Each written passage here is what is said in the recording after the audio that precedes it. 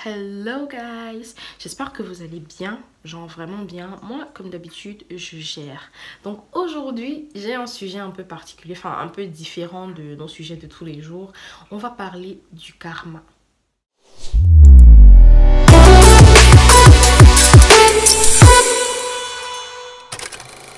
So, le karma en général, chacun a son interprétation, mais je crois que l'interprétation générale du karma, c'est que ce qu'on fait nous retombe dessus, genre qui a une sorte d'effet boomerang, qui veut dire que quand on parle d'effet boomerang, tu lances quelque chose, ça retourne vers toi et tout. Donc c'est un peu un concept de retour de flamme, je crois que c'est comme ça qu'on appelle ça communément. Maintenant, est-ce qu'on comprend ça comme il faut comprendre? Je sais pas. Moi, j'ai ma façon à moi de voir la chose depuis quelques temps et j'ai eu envie de partager ça avec vous. Tout d'abord, il faut que vous sachiez que je vais utiliser mon téléphone pour me référer aux définitions qui existent déjà et on va essayer de creuser un peu. Ouais. So, le karma. Est-ce que réellement ce qu'on fait ou alors le fait que quelqu'un nous fasse quelque chose lui retombe forcément dessus? Je pense que ce concept-là est un peu trop utilisé à notre avantage. C'est-à-dire qu'en général, quand quelqu'un nous fait du mal, on se dit « ouais, tu vas souffrir plus tard parce que tu m'as fait du mal, donc il y aura le retour, la nature va se venger parce que tu m'as fait du mal, tu m'as fait souffrir et tout, et tout, et tout. » Et ça fait que finalement, on s'accroche à ça et on ne voit pas la vie autrement. Et après, ça nous dérange quand ça ne se passe pas forcément comme on attendait. Par exemple, moi j'aime souvent cet exemple-là parce que c'est le plus commun, le plus banal. La rupture, par exemple, quand quelqu'un vous brise le cœur, en général, on a l'impression que, ok, la nature va me venger et tu vas souffrir dans ta prochaine relation, ça va pas bien se passer et tout, et tout, et tout. Et après, en fait, c'est nous qui souffrons parce que c'est pas tout le temps le cas. Parce que parfois, plus tard, la personne est même plus heureuse qu'avec vous. Ouais, ça fait mal, mais c'est ça en fait. Il faut voir les choses d'une certaine façon. Et c'est pour ça que je vais lire la définition première du mot karma qui s'affiche quand tu tapes sur la barre de recherche. Alors, ça dit ceci. Le karma est un dogme central de l'hindouisme, du bouddhisme, selon lequel la destinée d'un être vivant et conscient est déterminée par la totalité de ses actions passées, de ses vies antérieures. Bon, mauvais karma. Je sais pas. Maintenant, s'il faut voir les choses comme ça, on peut dire que c'est pas un retour de flamme. Non, non, non. J'imagine que vous comprenez pas encore ce que je veux dire. Pour ma part, surtout ces jours-ci, je pense que le karma n'est pas un retour de flamme, mais vraiment les conséquences. C'est vraiment dans le terme conséquences. Quand je dis conséquences, ça veut dire que tu as fait quelque chose, maintenant il y a des choses qui se passent par conséquent. C'est une continuation en fait, c'est pas un retour. Ça veut dire que le fait que tu fasses du mal à quelqu'un va avoir des conséquences. Conséquences, par exemple, dans le cas de la rupture, comme je disais, la conséquence peut être que ta prochaine relation sera meilleure. Par exemple, je dis n'importe quoi. La conséquence peut être que toi, à qui on a brisé le cœur, tu te relèves et que tu deviennes encore mieux que ce que tu étais avant. Ça peut être ça une conséquence. Donc en fait, la conséquence n'est pas forcément comme on pense. Parfois, ton karma, ça peut être simplement que la personne qui t'a fait du mal te voit évoluer, par exemple. Ou la personne qui t'a fait du mal n'a pas l'occasion je sais pas si je devrais dire profiter de ton évolution. Ça peut être ça le karma. Si on part du concept que les actes passés et tout déterminent la destinée, on peut se dire que à un moment donné, tu peux aussi faire les choses différemment. Ça veut dire que tu as encore la possibilité d'arranger les choses si on considère que c'est sur le concept de conséquence. Ça veut dire que à un moment donné, si j'ai brisé le cœur de quelqu'un, je peux décider de mieux faire avec ma prochaine relation. Je peux décider de changer parce que j'ai pris conscience, je fais mieux les choses et finalement, mon lendemain est bien. Et je ne souffre pas. Je n'ai pas une roue qui me tombe dessus. Je sais pas si vous comprenez un peu ce que je veux dire. Je crois qu'on comprend ça plus à notre avantage parce que ouais, c'est aussi bien de voir ça positivement. Genre, ok, si je fais des actes positifs, forcément, des actes positifs vont me retomber dessus. Après, on s'accroche dessus et on se retrouve en train de faire des choses par intérêt, ce qui est mauvais. Il faut faire des actes positifs, mais pas forcément parce qu'on attend un retour de flamme positif. Il faut faire des actes positifs parce qu'on a envie de faire des actes positifs. Et oui, la vie nous récompense, mais c'est pas forcément dans le sens où à l'ampleur de ce que nous avons fait, nous allons recevoir aussi. Non, pas forcément. Je pense pas que ce soit ça. Il y a un petit truc aussi, je crois que j'ai lu un commentaire, quelqu'un qui dit: croire au karma permet de supporter tous ces malheurs avec une résignation sans faille. Ça craint. Non mais vraiment, parce que... ouais. Parce qu'on a eu des actes malheureux dans le passé, parce qu'on a eu à faire des choses peut-être dans le passé et tout. La nature peut à un moment donné nous faire prendre conscience en nous faisant subir certaines choses et tout. Mais ça ne veut pas forcément dire qu'il faut s'y résigner, dans le sens où si on considère que chaque acte est récompensé ou alors a une conséquence, à un moment donné, on peut encore changer les choses. À un moment donné, on peut encore mieux faire les choses.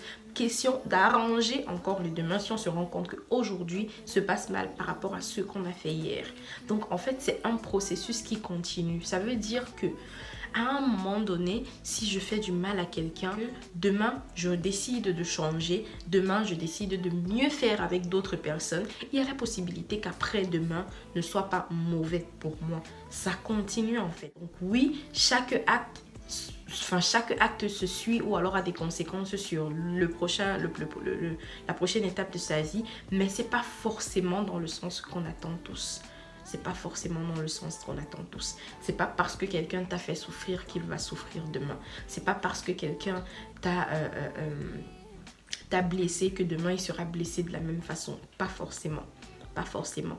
Il peut prendre conscience demain et après, sa destinée est changée. Il peut rencontrer mieux que toi. Encore que ça peut être ça son karma. Qui sait, peut-être que toi, tu étais aussi mauvais pour lui. Et à un moment donné, la nature se dit, ok, il faut changer le cours des choses. Ça peut être ça. Ça peut être aussi que la nature se dit, ok, ça c'est quelqu'un de bien, il faudrait mieux le récompenser avec quelqu'un d'autre.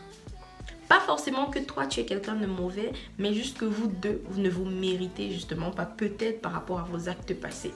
Et maintenant, la nature doit remettre les choses, les pendules à l'heure.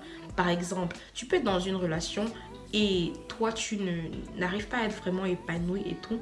Et la nature se rend compte que, ok, cette personne a eu à faire des choses bien. Ou alors cette personne a toujours été pas épanouie. Maintenant, il faut que cette personne soit épanouie. Donc, cette personne ne peut pas être avec cette personne-ci.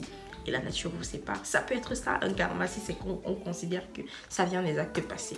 Je pense que ce concept-là est peut-être pas interprété comme il faut. C'est peut-être pas interprété comme il faut et c'est... J'essaye pas de vous dire de changer de façon de voir les choses, mais j'essaye juste de vous faire comprendre que les choses ne vont pas forcément se passer comme vous vous attendez, comme vous attendez de les voir se passer. C'est pas forcément que quand quelqu'un vous fait souffrir, cette personne-là va souffrir le martyre après. Non, pas forcément. Ça peut arriver que finalement cette personne-là soit heureuse et il faut normaliser ça. Normaliser le fait que le karma n'est pas comme on pense. Le karma ne va pas envoyer la foudre sur l'autre. Le karma, ça peut simplement être vous qui vous retrouvez. Ça peut simplement être vous qui vous relevez après cette chute. Ça peut simplement être vous qui êtes une nouvelle personne et qui vivez mieux après cette personne-là. Pourtant, peut-être cette personne-là pensait que vous alliez vivre mal. Ça peut être simplement ça, le karma. Donc, voilà. Je sais pas si c'est que j'ai bien expliqué les choses parce que parfois j'ai des choses dans ma tête, j'ai des idées dans ma tête qui me traversent l'esprit. Je me dis ok, j'ai envie de partager mon point de vue, mais après ça sort pas forcément comme je veux ou alors comme j'y pensais au départ. Et j'ai pas souvent envie de prendre des notes pour avoir à être en mode ok, donc je pense que du coup je préfère souvent y aller spontanément et je dis ce que je pense en espérant pouvoir partager au moins la moitié de ce à quoi j'ai pensé et faire en sorte que On me comprend bien. C'est ça. Voilà, pour aujourd'hui, on a parlé de karma. C'était un concept vraiment différent. Mais je pense que s'il faut relier ça à la santé mentale, il faut se dire que parfois, on n'avance pas dans la vie et on se retrouve en train de tout le temps réfléchir, tout le temps se remettre en question et tout le temps se sentir mal dans sa peau après le départ de certaines personnes ou alors après des échecs parce qu'on croit. Ou alors on attend le moment où la nature va dire ok, cette personne t'a fait du mal, que cette personne souffre aussi, ou cette personne t'a fait du mal, il faut que cette personne revienne pour arranger les choses. Non, ça se passe pas toujours comme ça. Il faut pouvoir mettre un terme à cette idée-là et se dire ok, peut-être la meilleure vengeance que je puisse avoir, c'est de me reconstruire. Peut-être la meilleure vengeance que je puisse avoir, c'est de me refaire. Peut-être que la meilleure vengeance que je puisse avoir, c'est me créer de nouveaux objectifs et essayer d'avoir un autre projet que celui qui a échoué. Donc ça peut être ça, la meilleure vengeance. Ça peut être ça, le karma. Ça peut être ça, l'acte ou alors l'action qui va déterminer les prochains actes ou alors la destinée si on veut. Donc voilà. Et puis il faut aussi voir les choses dans le sens où la nature ne veut que notre bien et quelquefois elle éloigne certaines personnes de nous ou alors elle fait échouer certains projets simplement parce qu'elle estime qu'on est meilleur que ce qu'on est aujourd'hui. Peut-être si on va dans le sens du karma parce que dans le passé on a eu à faire des actes bien. Donc elle estime qu'on mérite mieux. Du coup, elle nous enlève certaines personnes ou alors certaines choses juste pour nous donner de meilleures choses. Donc au lieu de s'attarder dessus et de rester dans le cercle de la remise en question, dans le cercle du overthinking, ou alors rester dans le cercle de la personne qui se dit ok, je mérite pas ci, je mérite pas ça. Il faut juste se relever et se dire ok, effectivement, je ne méritais pas ce que j'avais. Ou alors ce que j'avais ne me méritait pas. Je mérite beaucoup mieux, donc j'aurai beaucoup mieux. Et je travaille pour avoir ce beaucoup mieux. Et c'est comme ça. Donc voilà. So, on arrive au terme de notre vidéo d'aujourd'hui. J'espère qu'elle était intéressante, que le sujet était assez intéressant. Comme je vous ai dit, dans ma tête, ça se passe toujours d'une certaine façon. Et après, quand il faut mettre la chose en pratique, c'est tout autre chose. Mais j'espère quand même que j'ai partagé le message comme il fallait. Et j'espère que vous avez apprécié. Si vous avez regardé ma vidéo jusqu'ici et que vous n'êtes pas encore abonné à ma chaîne, s'il vous plaît, abonnez-vous, activez la cloche de notification pour les prochaines vidéos et voilà.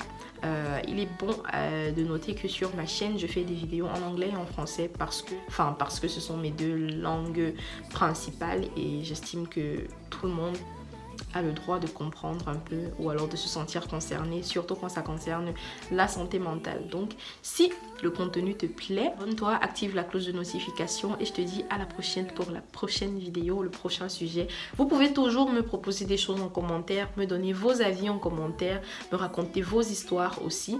Vous pouvez me suivre sur mes différentes pages et peut-être m'écrire même inbox et me raconter une histoire anonyme que vous voulez que je partage qui concerne la santé mentale ou autre chose, je sais pas. En attendant, prenez soin de vous et de votre santé mentale parce que, comme je dis toujours, c'est tout ce que vous avez et personne ne le fera à votre place. So, ciao!